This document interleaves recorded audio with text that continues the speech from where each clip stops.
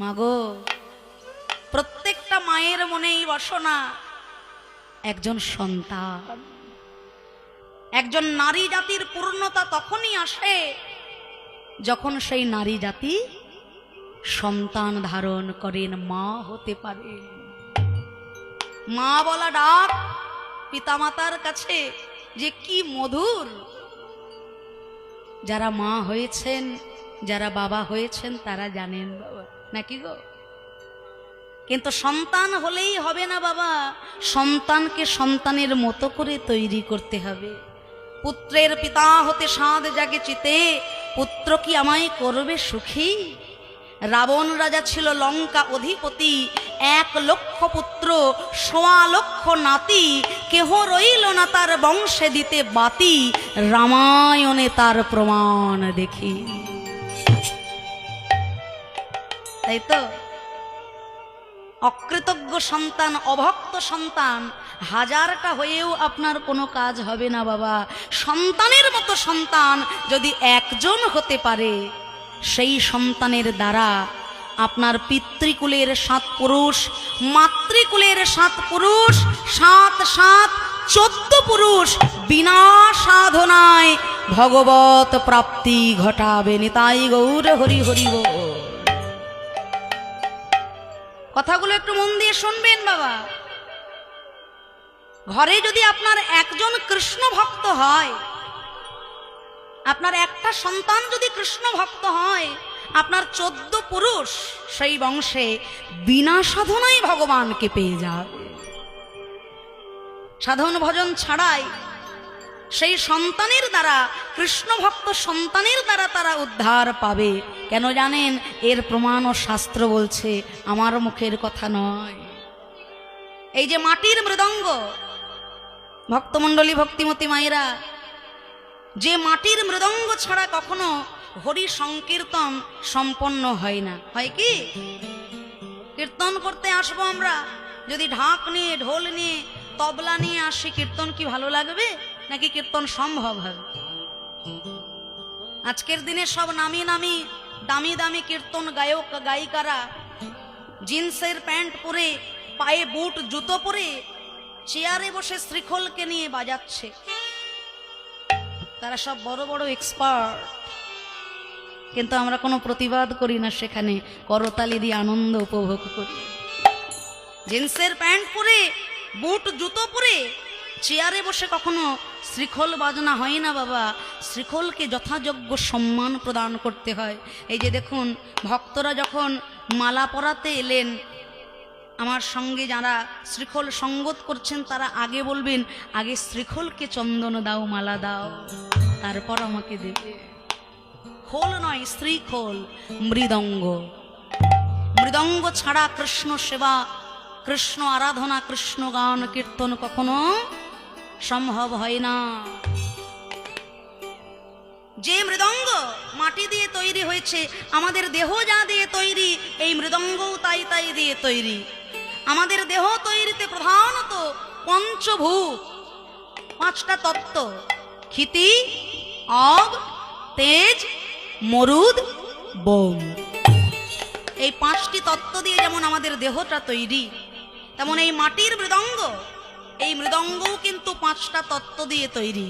ক্ষিতি মানে মাটি, অব মানে জল, তেজ মানে আগুন। শ্রীখোল তৈরি করার পর আগুনে পোড়াতে হয়।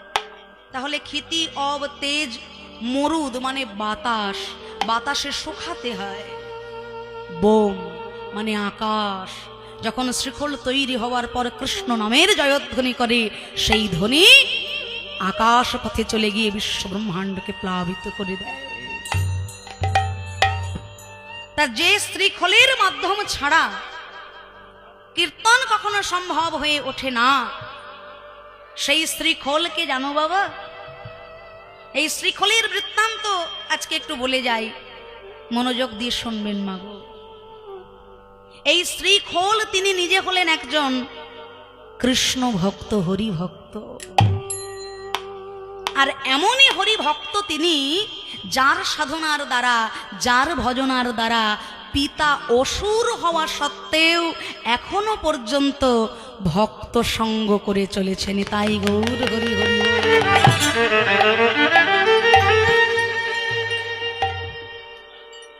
পিতা ছিল অসুর, সদা সর্বদা ভক্তদের ক্ষতি করে, সাধুদের, মুনিদের, ঋষিদের, দেবতাদের ক্ষতি করে আসে। তার সন্তান ছিল একজন কৃষ্ণ ভক্ত, যার নাম ছিল মেধাসুর। মেধাসুরের বাবা ছিল একজন অসুর, কিন্তু তার মা ছিলেন ভক্তিমতী। মা ছিল কিন্তু ভক্তিমতী। বাবা, এগুলো জানতে হবে আমাদের। দৈত্যের ঔরসে প্রহ্লাদ জনমী ভুবনে রাখিল যশ, স্ফটিক স্তম্ভেতে প্রকট নরহরি হইলেন যাহার বশ। যার পিতা হিরণ্যকশিপু দৈত্য, তার ছেলে হলো ভক্ত প্রহ্লাদ। প্রহ্লাদ কেন কৃষ্ণ ভক্ত হলো? না, প্রহ্লাদের মাতা কয়াধু, তিনি ছিলেন কৃষ্ণ ভক্তিমতী।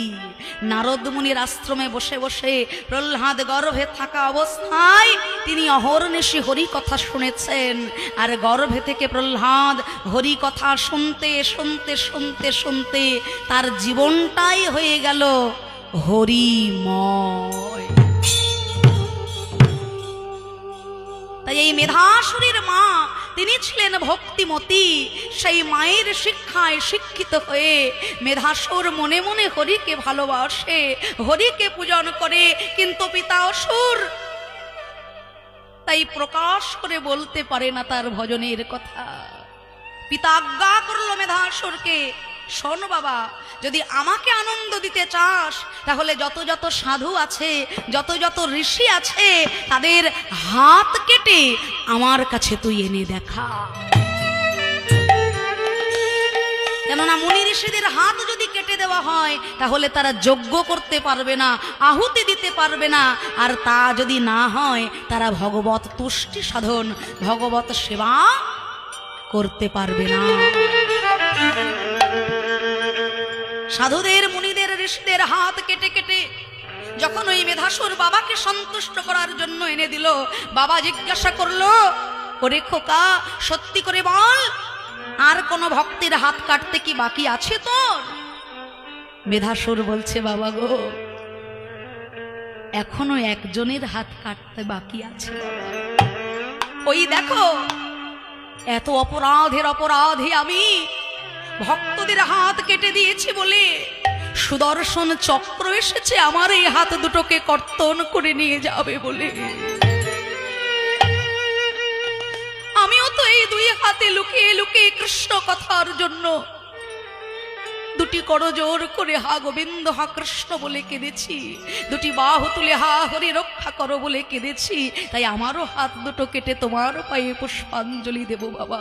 ছেলের হাত কাটা পড়লো, আর সেই কাটা হাত করজোরে বাবার কাছে বলছে, বাবা গো, একবার হরি বলো, একবার হরি বলো, একবার হরি বলো। মুন্ডচ্ছেদন হয়ে গেল মেধাসুরের। সুদর্শন চক্র যখন তাকে হত্যা করে দিল, তখন পিতা নিজ ভুল বুঝতে পেরে, হা পুত্র, প্রাণ পুত্র বলে চুটি চোখের জলে বুক ভাসিয়ে কাঁদছে। হা পুত্র, প্রাণ পুত্র বলে যখন পিতা কাঁদছেন পুত্র শোকে, পুত্র হারিয়ে, ততক্ষণে সব শেষ। পুত্র মেধাসুরের দেহটা পড়ে আছে, আর মাটিতে পড়ে থাকতে থাকতে পুত্র মেধাসুরের দেহটা একটা মৃত্তিকার স্তূপ হয়ে গেছে বাবা, মাটির স্তূপ হয়ে গেছে। সকলে আনন্দ লাভ করলো, অসুরের ছেলে মরে গেছে, শান্তি লাভ হবে আমাদের। কিন্তু ভগবান শ্রীহরির মনে শান্তি নাই। ভগবান কাঁদছেন, তার সন্তান সম, তার ভক্ত আজকে জগৎ ছেড়ে চলে গেছে। সেই কারণে আজকে ভগবানের চোখে জল। দেবতাগণ সৃষ্টিপতি ব্রহ্মার কাছে গেলেন যে কেমন করে সন্তুষ্ট করা যায় পূর্ণ ব্রহ্ম স্বয়ং ভগবানকে। তখন সৃষ্টিকর্তা ব্রহ্মা কি করলেন? মেধাসুরের দেহ খানি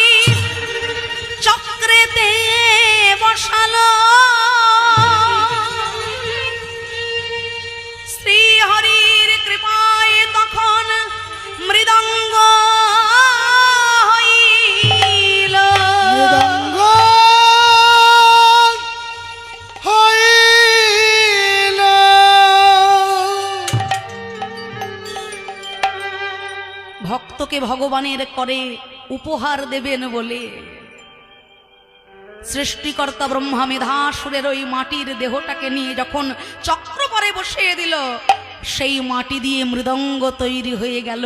কিন্তু মাটির মৃদঙ্গ তো বাজে না। মৃদঙ্গ যদি না বাজে ভগবান আনন্দ পাবেন কেমন করে? এমত অবস্থায় ওই মেধাসুরের বাবা যে ছিল অসুর, পুত্র ভক্ত বলে আজকে পিতার নয়নেও জল, এমন ভক্ত সন্তানকে হারালাম আমি।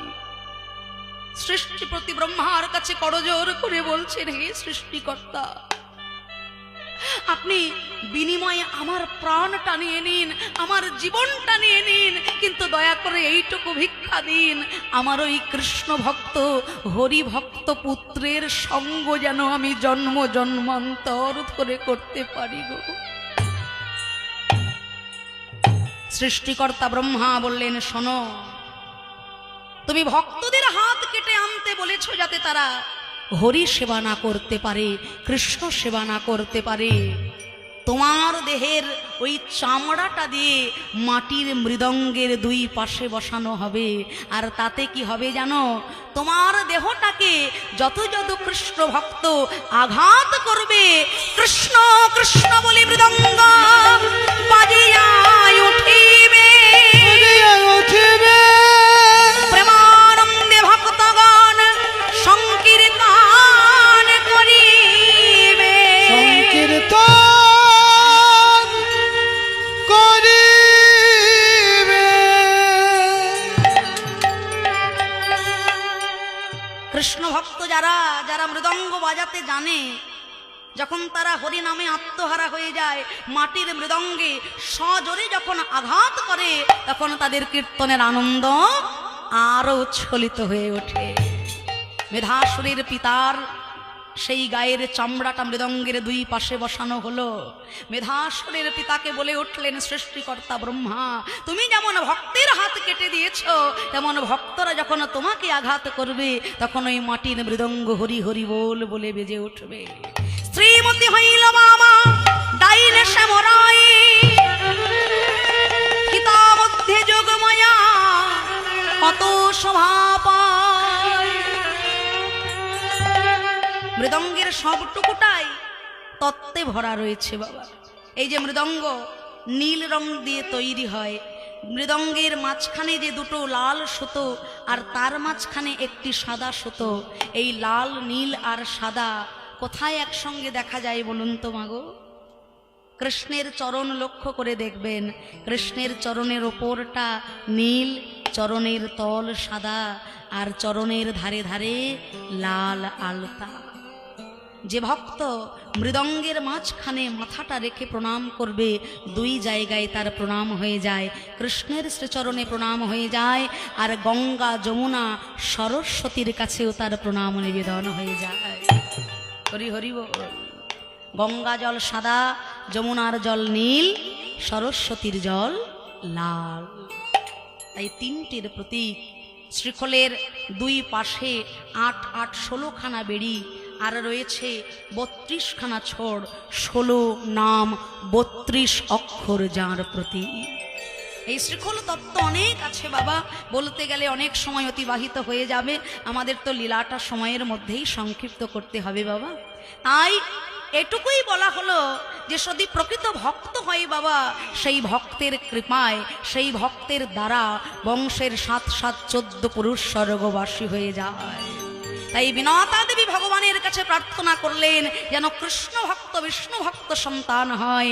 তার সন্তান হলেন গরুড় মহারাজ। তিনি যখন অমৃত আনলেন মায়ের দাসিত্ব মুক্তি ঘটানোর জন্য, বৃন্দাবনে ওই কদম গাছের ডালের ওপরে রেখেছিল অমৃত ভাণ্ড।